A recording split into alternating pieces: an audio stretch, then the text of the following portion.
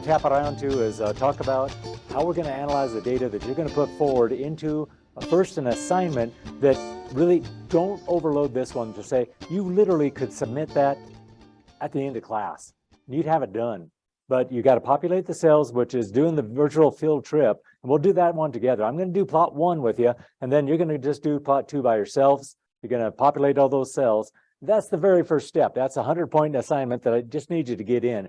But that is the genesis of what's going to go into your third term report, the data that you're going to explain on what the tree characteristics are. So the data will be processed. We're going to understand it and walk through. I'm going to tap back to what I talked about on Wednesday as I went through that data analysis section of the data that we collect off the virtual field trip.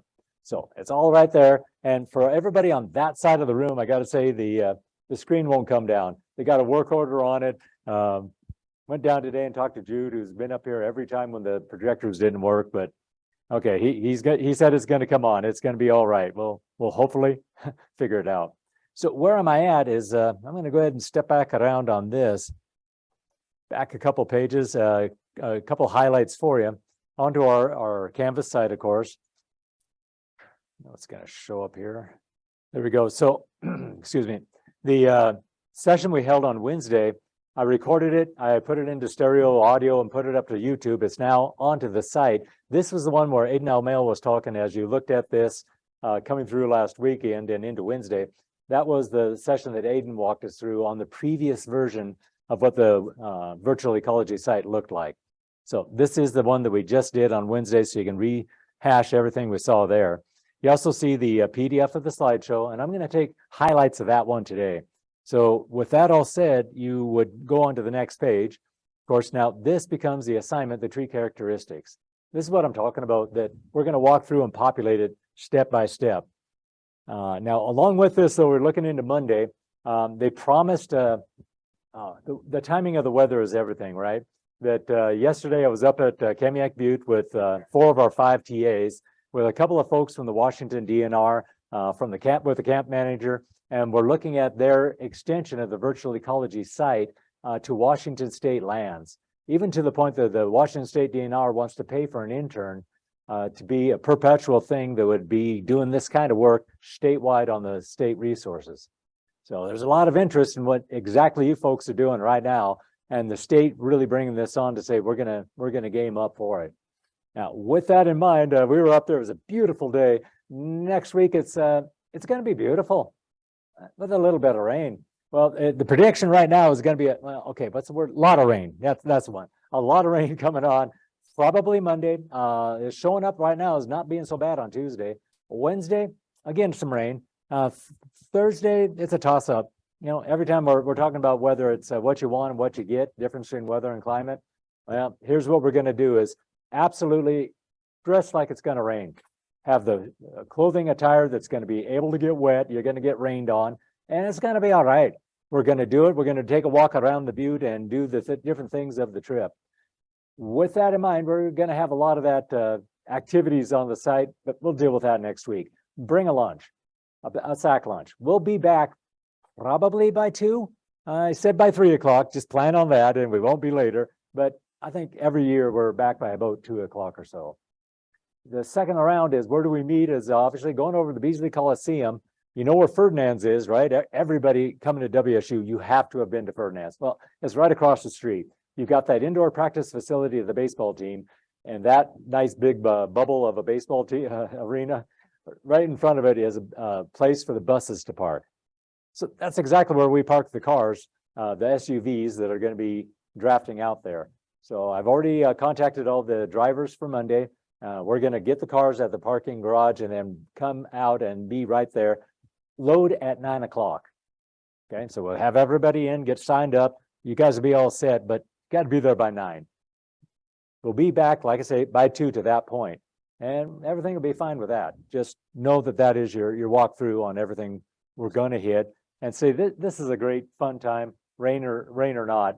It's going to be windy. It's always windy on the butte, so we'll just deal with it, roll on it. But now onto this site, I walk you through this whole idea of the Excel file submission. You've done it before when you did the PRISM data analysis, but now you're just going to step around here and choose this Excel file initial tree data. Hit that little downward facing chevron that's pointing to the down. That's going to download the data. Now, when you get that, it's going to land on your machine, and I will say I just grabbed it right here. I need to prompt you to say, when you save this to your local machine, which don't just do it on this and then try to submit it because you're going to lose your data. None of your analysis data is going to come across unless you save it locally. And then when you submit it, what I need you to do is put your last name at the entrance of this file. Okay, so if it's me, it's going to come in as Schlosser and then field data analysis. Just have that on there because I download all your data to my local machine, and with all the term reports so far, I've just had to put your last name in every one because I've got all of those versions that you've sent and submitted and I've scored on my local machine so that I can track what you've done, actually see it. So now what I need you to do here is do that last name for me. I download it to my machine. I'm going to look for the evidence of your data analysis is all the formulas that we're going to talk through here. Now I see a whole bunch of this divide by zero errors on there, and that's all right. Don't mess with them right now, because as you populate these data, it's going to start to calculate correctly. Everything's going to wash out on that. You're going to add a number of entries below this, and we'll do this right now in class as we go through to grab these data. So with that all said, I'm going to go ahead and do a slide around on the show, a little bit of a slide. There we go. Now, what I'm going to do is jump into the virtual ecology site. So for that, on the module side, where am I going? Oh, sorry there. Come back up here to the actual site right here, find my modules. I got to go to the virtual ecology site. Okay, this is my class links. And right there, I've got the virtual ecology site. Yep, I've landed on it. You know this launching point. I'll go ahead and start the virtual ecology field trip. In this case now, what I'm going to do is be on that familiar scene again. But now I'm just rolling in a scroll up. I want to grab the tree populations tab. We've been here before. You know where I'm going to land you with this one. I hope it's coming in anyway. Slide it around until we find this numbered set on the north-facing aspect. Okay, as I tap that rascal, yeah, now I've got it. So these are the trees, you know, that we can spin around, and this is what I need you to do on your machine as we walk through this. You can just do it as we together on the screen, or better yet, just do it on your local machine if you're doing it now or not doing it now. But the number of things that we need to grab and understand. I'm going to start it out back on this sheet. I see 3 tabs at the bottom of the Excel file. So what I'm assuming right now is everybody's downloaded that Excel file to your local machine. You've got it on your computer. You're now going to start to populate these things, and you see at the very bottom, these tabs at the bottom. Okay, right here, you see what I notice on this eye in the center of the field right there. Oh, right there, it's the GPS location. This is how you're going to always try to grab your data when you share it with others, is to give them the sense of place too. How do I find exactly where you're at? Well, right there, longitude and latitude. I'm talking about an elevation, an aspect, a slope. These are going to fall into your data array. I've already populated them for you. What I want you to do is just make that own connection for yourself. You can see it on the screen, and you can put it onto your Excel file. Also notice that there's some special characters floating in some of these, like that degree mark. We've got 46 degrees, not a hard part, but you know, for given the longitude and latitude, it's a special character. These special characters now, that is changing what you see up here. That's going to be all across this entire assignment today. As you look at that, you see the special characters. You know that it's not just numbers because it's left justified. It's just like we looked at with the PRISM data. Remember that, where it gave you that long train of what the title was? It was all left justified, even though they were all numbers, or they looked like numbers. But that's why we had the 01, 02, 03. That was all characters of text. Okay, that's exactly what you're seeing here. It's text that was entered in. Obviously, you're not going to be able to modify those as numbers and add them and subtract them, which you would never do with longitude and latitude. Just these are the numbers that you see. This is the north aspect, gives us all those data that you identified here. To get rid of that, yeah, we'll just say go away. I'm going to go ahead and step to my plot 1 trees. I say, okay, now yeah, there we go, on the Excel file again. So I'm going to come over here and start to populate this record. what you put in matters, and how you put it in is super critical. Now, I've seen year after year that I've done this, semester after semester, there's majority of the students get it just fine. I'd say about 80% on the first time through are perfect. They listened to what I said and did it right. And then that other 20%, they're trying to add some things that I'm going to tell you 3 times, and all of you are going to get it. It's everybody who's going to try to do this on their own and just kind of force their way through. They're going to trip up a little bit. So now you get the idea of what is in and what is out. First out, I'm going to step into the species line, and this is where I just want the abbreviation of the species name. And there is a key on that first tab to tell us what are those abbreviations. It is DF for Douglas fir, PP for ponderosa pine, and WL for western larch. We've got all of them here, but I'm going to go ahead and drop those on right here as caps. I've got a Douglas fir, not a problem. Okay, now we're going to populate the tree data. What's my distance to the tree? That's 10.3 feet. Now watch out what happens here. Everybody will want to put in this little hash mark to say feet, because you see it on the screen on my left right there. It's a hash mark, a feet. But watch when I hit enter. I've got a value error. You do not want to put that hash mark up to tell it that it's going to be in feet. Watch what happens when I put in just 10.3. No extra hash mark, just enter. That foot marker appears automatically. It is part of the settings that I made on all of these. With your feet or inches, it's going to have that hash mark or the quotes appear automatically. Just enter the number. And as soon as you did, then that became a number, even though it displays with that special character. This is just for a display purpose to, kind of make it easy for you. Yeah, now I'm going to step over there to the DBH, that 22.8. It's going to be the same thing. Watch when I just strike enter without any quotes or double hashes. Nope. They appear automatically because of the settings that I put into these cells. When I did that, it left this as a number. So I can now do the calculation based on these as numbers, not as characters. And there's your high, total run-in of the details of this whole scenario. So the height, 105 foot. Great. Now I've still got a value error right there. I'll find out why. It is because of the calculation I put in just a moment ago. I gave it an error and I re-input it again. Nope. Of course, I do this for class and it's going to trip me up along the way. You want to accept? Oh, I have a species 10. Thank you. Here I am working on a strange keyboard and tripping on myself, right? Let's try this 10.3 again. There we go. Now that hash mark was still in there too. Thanks for telling me on that 10 on the species name. And I guarantee I've made that same error type every semester. So I'll mess these up. I'll give example of how to correct on it. And right away, what you're going to see on the far right-hand side is this trees per acre. There's a calculation appearing up here. You can see it in the menu bar. That goes back to the slideshow that I went through on Wednesday. So if you still have that, dress it up. And what do we have? That 43,560, that's the square feet in 1 acre. That's one of your standard numbers you just really want to keep on every time. But in this case, that was part of the formula. This 43,560 divided by, in this case, it's going to tap around to C2, which is my distance from the plot center. Okay, that was in feet. So in this case, it's that times pi. And in Excel, what you're going to enter in is that pi, open parentheses, close parentheses, and that's going to give you the value of pi. You can test that out just to any open cell on your Excel sheet, any open cell. You do an equals pi, open parentheses, close parentheses, strike enter. It'll give you that 3.141596. What, take it out to how many idiot digits out there. But you can get that and use it as a calculation. And in significant digit terms, I talked about this one. Take it out as many digits as your computer will allow. Use it. It's just fine. I don't need to trim it back just because we're one significant digit on any of these measurements right here.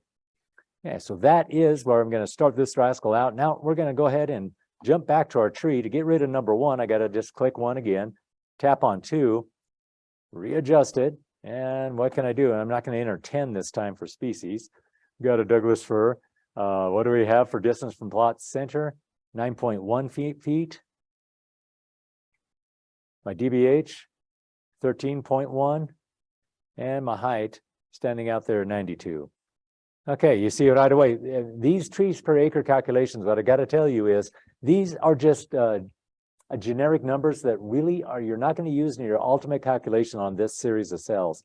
It's telling you that at that distance from the plot center, that one tree represents 131 trees per acre. The next one tree represents 167. You know, it was a little bit closer to the plot center. It represents therefore more. If I just had a sample of one tree, which we're not doing, we're doing a plot sample here and trying to walk them around like this. So literally all you do now is just walk around this scene, grab these trees and start to populate them up. Got another Douglas fir. 15.6. DBH is standing out there at 22.4 and a 95-foot tall tree. Okay, a little bit further from plot center, you see the result, 57 trees per acre, if that was our guide. But again, these are just the calculations we're going to do on the fly. Tree number 4. You like my FF tree? Nobody called me on that. I'm shocked. My DF. And by the way, that matters when we get down to the next set of numbers you're going to calculate and populate on this cell, this series. My distance from plot center is 21.4 foot. Talking about a DBH, 21.4. And my height at 95. It's my number 5. Oop. Oh, that was my number 4. I got to get rid of it. There we go. Here's my 5. Now, different. A ponderosa pine. I want that PP to land right here. Oops.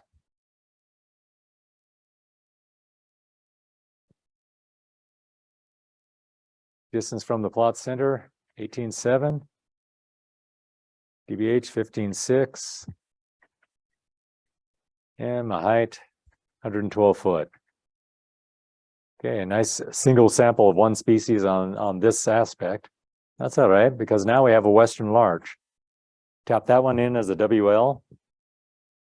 It looks like they're side by side, but literally one's just behind the other one by about, well, we can tell how many feet here in just a second. What am I doing? Tapping the western larch right there.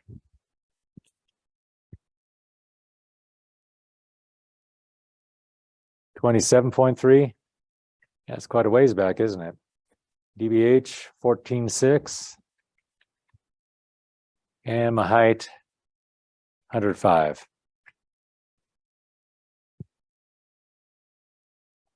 Clear this one out and grab our number 7. Okay, back to a Douglas fir.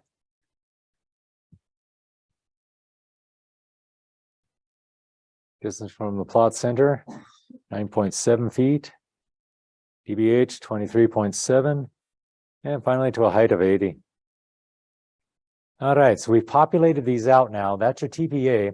That's looking really good. And these are the numbers that I needed to just get that real format of what those numbers represent. But you got them populated now. You got to enter a new cell. I want you to come over here just to the right of TPA. I'm going to do a basal area per tree. Okay, this basal area per tree now, this is going to be another one of those calculation sets. For that, I'm going to go ahead and walk you over. Oh, let's see if I can grab, yeah, it's on that PowerPoint show. I'll see if I can grab that one straight up for you right away. Is to land out here, the basal area per acre. What am I going to do? You're going to write this one down. Just grab it mentally or try to get it both sides of your screen. What I'm looking at here is that trees per acre number is going to be used, but we're going to the basal area per tree. It's pi times the quantity of DBH divided by 24 squared. Okay, that's a calculation series I need you to type in yourselves. This isn't one that I pre-populated for you. Not super tough, but this is where you're going to do that pi times DBH over 24 squared, this series right up above. We're going to use those data. We're going to plug them into the site right here. So help me out there. We're looking at, run those numbers. You shout it back to me now. Together we'll populate it up. Somebody give me the feed in. What was that formula? Was the first number I had? I can go around picking on somebody, but seriously, tell me, what was that calculation? What am I looking for? Pi? Okay. Pi at the beginning of that? Oops. Okay. Say it again. From the one that you had highlighted. Okay, so it's pi and then what? I got the pi is set right there. If I just hit enter, there's my 3.14, but it was more than just pi. We did what? Pi times, so an asterisk times dBH. I come right over here to my dBH line, divided by 24, but there's got to be parenthetic marks around it to make it squared, right?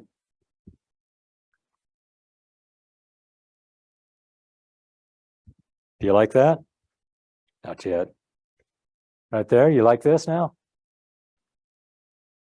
That is going to be my basal area per tree. You saw exactly how that fit in. You equal the pi, open parentheses, close parentheses. Oh, step back onto it there. Yep, you've now got that D2, which is going over to your dBH, divided by 24, squared the quantity of them. Super simple formula, and if I like that, then literally all I need to do now is copy it down. Just like we did on the Prism data, I can just find that little plus at the bottom and double click it. It just populated all those down to the bottom. And you can see all the way to that Douglas fir, the distance from plot center at 97 feet. It's 23.7-inch tree. This is now using the diameter of the tree, that diameter of breast height, that squared area surface, and turning that into this basal area calculation. That's super fine. This is exactly what you want to put into your Excel sheet, save it. That's just your first step in. And by the way, that yellow box over here, that's the little sideline to say, don't put in the quote, the asterisks or the quote mark for inches and feet. Just know that they're already pre-programmed in for you. All right, now we come down to this next step around.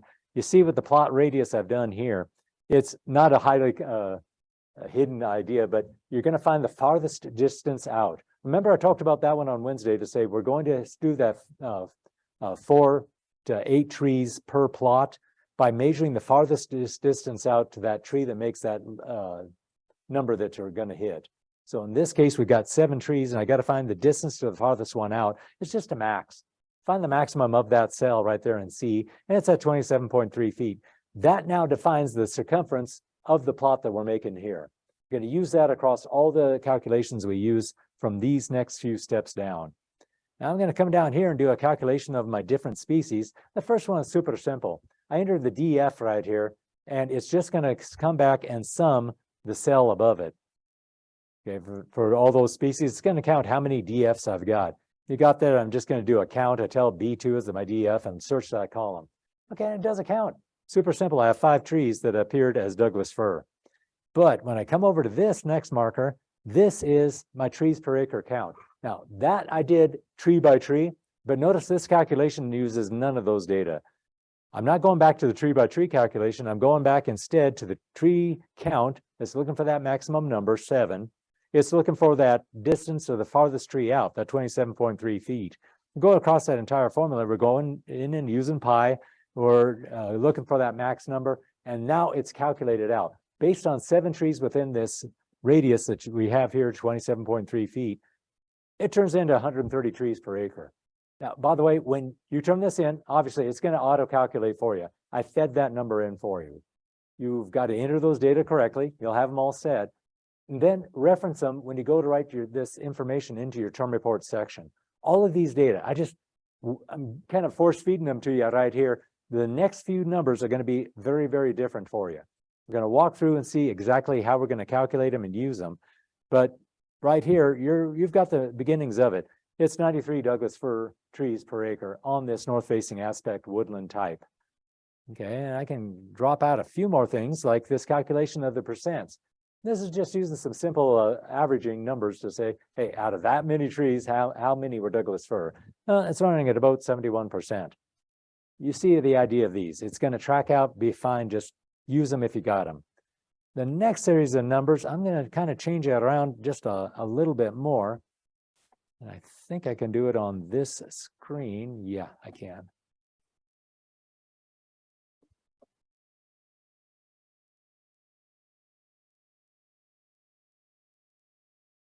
Okay, so as I get back to this screen now, this is all the calculations we just did, the 130 trees. It's the same sheet. But now I've got these next 4 numbers that I need you to calculate. I want you to enter them in. Entering exactly there isn't super critical. Just I skipped a line, went down in that F column, and I put in those different calculations. I walked through one by one. I'm going to help you do them the very first time, but I want you to add these in and do these calculations. Now, I said initially in this assignment, it's a 100-point assignment, but if you do that whole quadratic mean diameter calculation, I'm going to give you a bonus. I'm going to bump up your score. I think it was 25 points more just by doing what I'm showing you right now. I'm making it a part of the assignment. It's still worth 100 points. But if you do all this, you're going to get 125. So this is your automatic bonus for just getting it done. And everybody in the room is going to be able to hit this just fine. So what we're going to do is take a look at what these are. I am going to step back around to that PowerPoint show. Okay, this is where we already talked one side around, that basal area per acre and the basal area per tree. You see the TPA being added on there, that trees per acre. We calculated those. Now, how do we use them? I'm going to walk you ahead on those.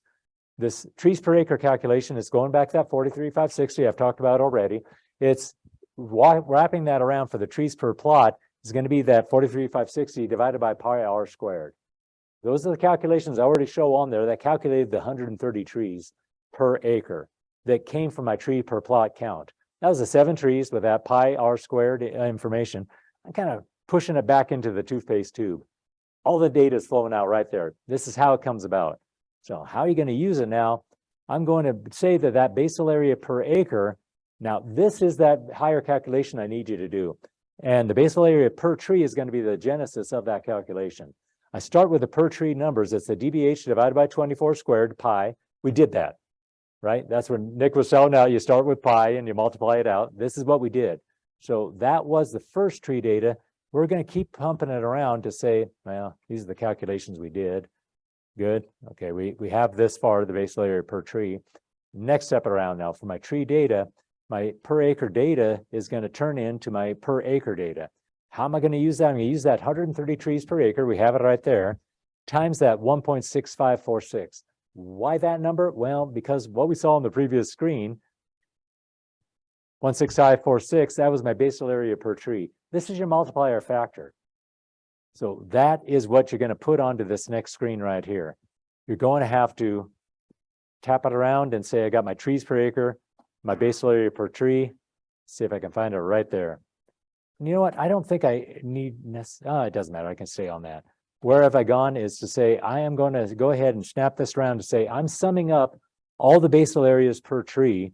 You see it in the calculation, sum up all the basal areas. That becomes a basal area per plot in mass, all 7 trees combined. Okay, well, that idea is tapped in. I think I got to rotate this up just a little bit. There we go. You get to see them all better. So with all those basal areas, now what did I do is I divided it. I'm sorry, I just took my basal area per plot. Now for my basal area per tree, it's just going to be that basal area per plot on average, now divided by 7. I took the biggest number in that group. Right, how many trees do I have? Yeah, it's 7. So I'm getting the average basal area per tree. Not too tough. More appropriately now, I got to make that basal area per acre. Where does that come in? Well, it's the same kind of a deal. I'm going back to my number of trees per acre times my average tree. So I've taken them all individually, added them together, and then just simply divided it by 7. Got the average basal area per tree on that plot. Okay, I don't have any standard deviation. I don't say anything about variability. I'm just saying what is the sum and then what is the average. Now, with that idea, I could take that average basal area per tree on that plot and multiply by the number of trees per acre. All of a sudden, I have the total basal area per acre on that site. And that's exactly what we have right there. You can see that 130 trees was used. Okay, for the final big step around, this is the quadratic mean diameter. Okay, I will step back into the QMD, back to the PowerPoint show. Get to my QMD scene. Yeah, right about. No, this is still doing that trees per acre and trees per plot. We've kind of hashed those through. Now we get to the QMD. This quadratic mean diameter is exactly what I talked about. The difference between just making a straight line measurement and treating it as a circumference and a surface area. And that's exactly what this calculation does for it. It is to take that basal area per tree, and then divided by that magic number, that 0.00545415, take the square root of that. Okay, all those numbers, that calculation series, that's going to give you the quadratic mean diameter on this entire scenario, this entire woodland type. I've taken the average tree on this one plot and multiplied it by the number of trees, taken it up to the big side, and then brought it back to say, in this case, the average diameter of a tree is that calculation right there. Now, let's see if we can grab it up and live now. What did I do? I took the basal area per tree and literally just divided by 0.00545415, took the square root of that, and I got it. This now is your QMD. If I were to describe what is the average diameter of the trees on that woodland type, I'm going to come back here and say it's going to be QMD 19.5. But I also told you, this is different than if I just took that average diameter of the tree measurement. And let's walk that over just a couple cells. You see that 19.1. I did exactly that. I just right here dropped in that average number to this cell and did that easy calculation, say just take the average of all the DBHs. Now, if I had done that, I would have come up with 19.1. And I told you initially that this is always going to give you that biased report data. It's always going to be less than the QMD. You take all the average diameters of all the trees on your woodland type, and you do the QMD is always going to be larger. That is the effect of that surface area measurement, as opposed to just starting with that straight line measurement. It's going to be more accentuated as a difference the bigger the trees you get are. So literally as a percent, it's a really small percent. You calculate that out, 19.1 versus 19.5. Golly, you're talking about less than 1% difference. But the difference between them is one is right and one is wrong. So we're going to use that QMD as your average diameter as you express it. Bigger part for you is as you go in and discuss all your data that is going to go into your term report section, these are the numbers I want you to report. Don't worry about the average diameter and QMD difference. Don't even go there. But do go there to talk about what is that average diameter. Do the same thing when you talk about average height. More to the point though, I want you to do this, and I'm not going to show you exactly right now, but I want you to give that quadratic mean diameter of each species on this woodland type. So you're going to do, and it's going to be very obvious when you get to the western larch and the ponderosa pine because we have a sample of one. So that one diameter is the average for that species on this woodland type with one sample plot. And now when you take it around to the Douglas fir, now you've got like 5 trees right there. And I want you to calculate that QMD without me walking it through because we just did the examples right here. You're going to calculate those. You can put them on this Excel sheet. It's fine. Label them, make this Douglas fir, and do the calculations, show it there. When you get to your term report, I want you to describe that as that species in each group within each woodland type. Keep walking that one through to talk about the acres of it, and we'll look at those in just a moment. But for now, just understand this is what you need to populate, you need to understand. I'm going to drop down here to the plot number 2 trees and say, this is totally empty now. We got nothing there. I want you to totally populate all those things that were the automatic calculations that I did on the north-facing aspect, but replicate that for the south.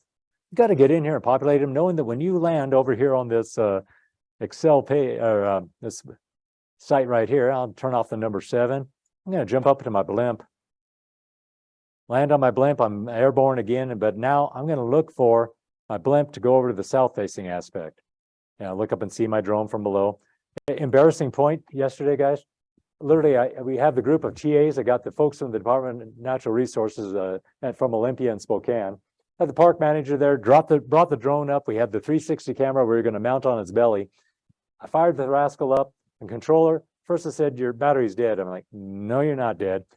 Got it restarted, put it in, and it couldn't shake hands with the drone. I wasted like 5 minutes. Was it 5 minutes? Maybe 10.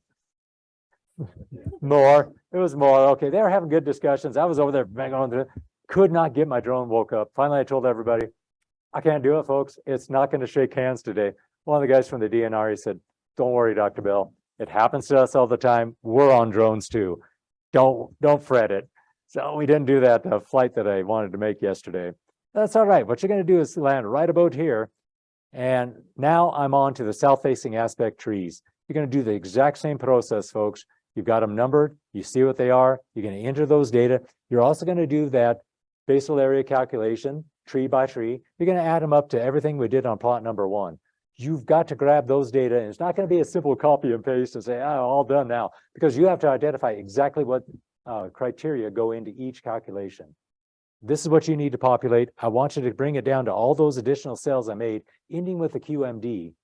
Okay, I've said that's a bonus point for you, but honestly, it's not. You want to do that. That is going to give you the bonus overall to say it's a 100-point assignment. You're going to get the 125. This is how you populate it. This is where you grab it.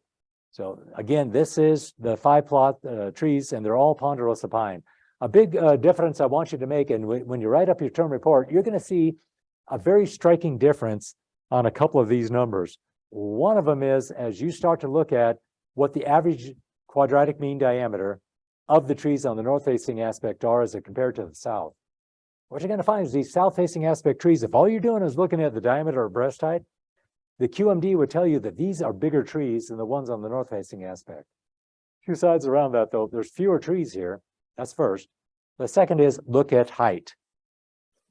As you write this term report section, you're explaining why the trees on the north-facing aspect are taller than the ones on the south. That's going to be a lot of linkage that you're going to make, whether it was from the climate report or the geology report, knowing that as you brought these together through the biomes, these are the differences that you're always going to see, and you're going to recognize what they are. So this is the file. I want you to save it again with your name at the beginning. Submit this rascal after it's all populated. I'll score them. And that's going to go into your mix. You're going to be super fine when you land with that. Is there any questions about this assignment that is opened up? I think it opened up Wednesday. Nobody submitted it yet, which is great. You need it today. But now you've seen it. You're going to walk through all those calculations. You're going to put them in. Just to know that's one step that is going to be taken 100% into your term report section. So when you go into the term report section, you're going to do a bunch of things. One is you might come around to some of these scenes. You might say, hey, this is a site that I want to add to my term report section as I talk about it. If you wanted to, do a screenshot, put it into your document, know that you're going to cite your sources. In this case, it's going to be the WSU Virtual Ecology site. Okay, that is your citation right there. You will see it in the examples that are sitting on this Canvas site right now. I give you an example, and I'll go ahead and step around to that one too. And I think I can grab this one full screen.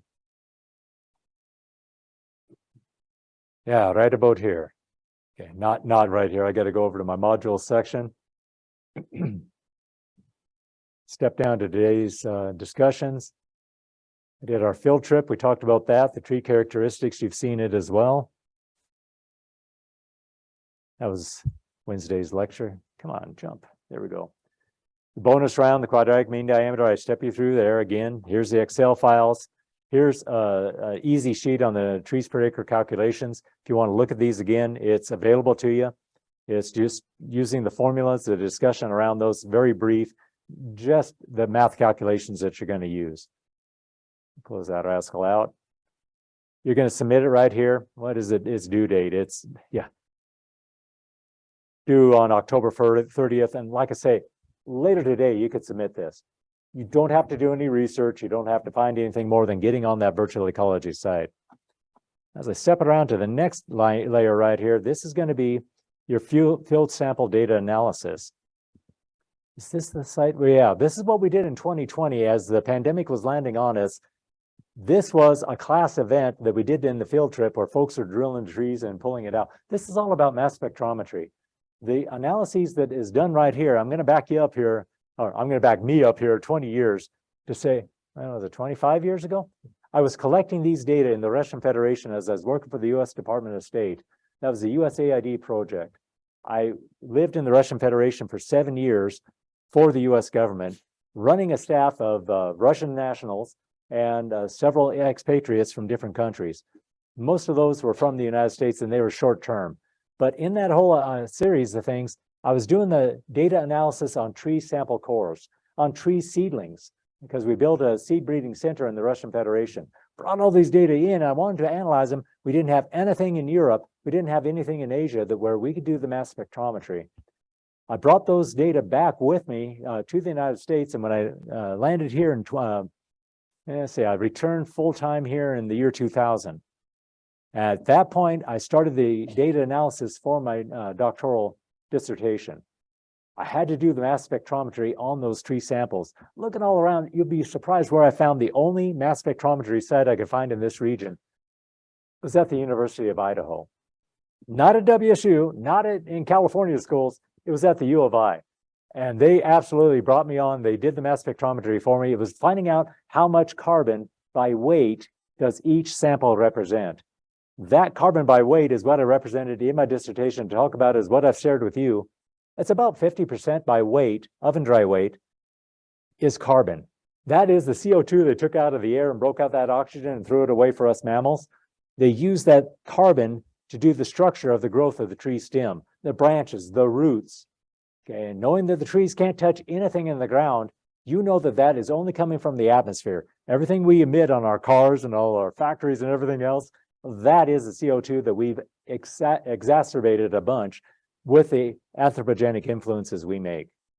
Okay, but this isn't all good news for tree, but folks, I want you to watch that. What you're going to see is the 5 TAs I had that semester. You can see a lot of other students. In fact, as you go through all of that, Aiden Elmel, who you've seen in a couple of the videos here, who's been instrumental in doing this virtual ecology site, he was a student in that class. You'll see him in there drilling a tree with somebody else. Just some fun stuff for you to know. That is the step around of one of the things we did with this class. In time, I'm going to be able to kick that one up again. Some other things that we're going to sample. We've done the wood. What I really want to do is do a sample of the leaves, of the needles on the trees that are growing out there.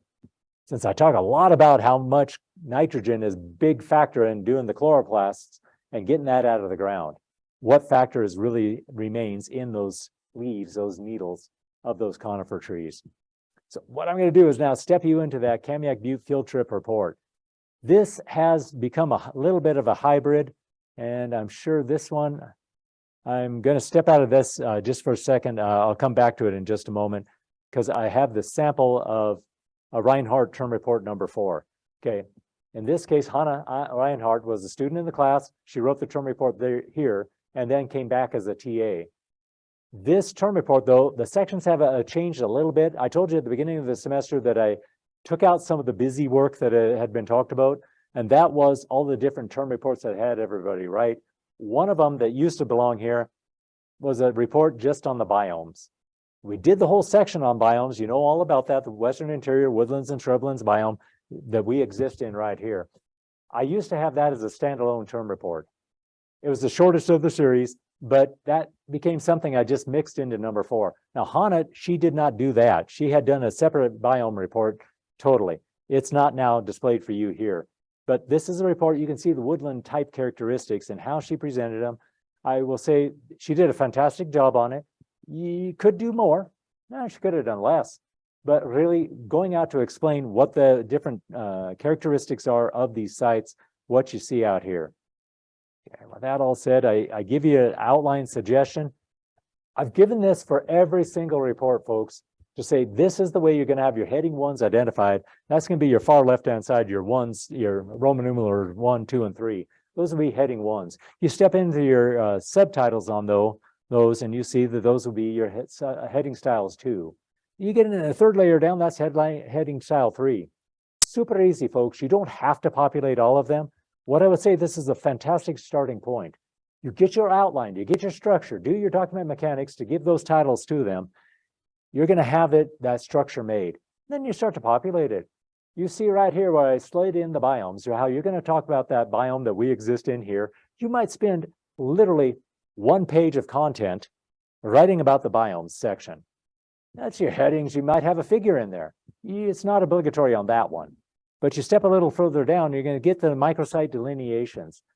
Here is where we make a difference between the north-facing aspect and the south. Each one is a different microsite. You think about that biome discussion, and I've had folks try to say that this biome exists as a microsite right here, and this biome right here is a different microsite. I say no. Biomes are a big picture event. You remember that big display I started at the very beginning of class as I talked about the biosphere, going all the way down to the individual. At the biome level, we're way up on the ladder still. This biome approach is all of Eastern Washington, North Idaho. It is an expansive step. That is our biome that we live in here. You're going to mention it, talk about where else you find it. But now going down the species delineations, I've given you a lot of data as you look at the trees. The tree counts, the populations, what species do we find here? I'm going to give you one more thing before we go, so hopefully you aren't going to disappear from everything we're doing, but it will be in the next 5, and that's a map of Kamiak Butte, a GIS map where I'm showing the number of acres of each woodland type. And that is available here. I'm going to show it to you in a moment. But as you walk through this, what I do want you to do is understand that description of the woodlands, the trees, is only part of your discussion of the plants that live there. I want you to use that display as you're looking at the climate data that you're going through every month, a view of what exists on the butte. Walk through those and land in times of the year when you can identify plants that live there. You might go into May, June, everything's still green. Okay, go around and spin it, look at it, go through that virtual ecology site. You see the photographs we've added in. You can identify the ocean spray, the 9-bark on the north-facing aspect, the elk sedge, that grass that grows there. How about the sword fern or the deer fern? You're identifying them, you're looking at them, you're going to identify the robustness of the plants understory that are living on the north-facing aspect. When you get to the south, you're going to be a little bit different run. You're going to say, there's only about 1 month a year where I have green stuff growing on the south-facing aspect. Everything else gets browned out, especially in that understory. Describe it. Write about that. Identify what you see on that site and really what makes it a difference. You know the photosynthetically active radiation is a big topic I've hit on the videos and in this class. Understand where that is and why that is important. This is your basic outline as a step in. Understand too that this is not your geology paper. This is not your climate paper. You can refer to what you referenced in those, but really this is all about the vegetation that you find on the butte. 2 different aspects, north facing and south. Describe them. Really give a good description. Describe with a description, yeah. Give a good description of what you see out there. How do you see it? Now, as we go out to the actual field trip, you're going to be like everybody else. You're going to pull out your smartphone and take some photographs. Hey, go ahead and do it. You can also go to the YouTube channel and pick up a lot of the wildlife camera imagery that we've made. Use them. Those are the different, in this case, the deer, elk, moose that are using that site. How are they using it? Where are they using it? What are the different things that you see on that site that make it unique? As much as you can, folks, grab it, use it, identify it, and know that this is how you're going to make this term report fly. You also know the same standard on the rubric for this entire process. I want to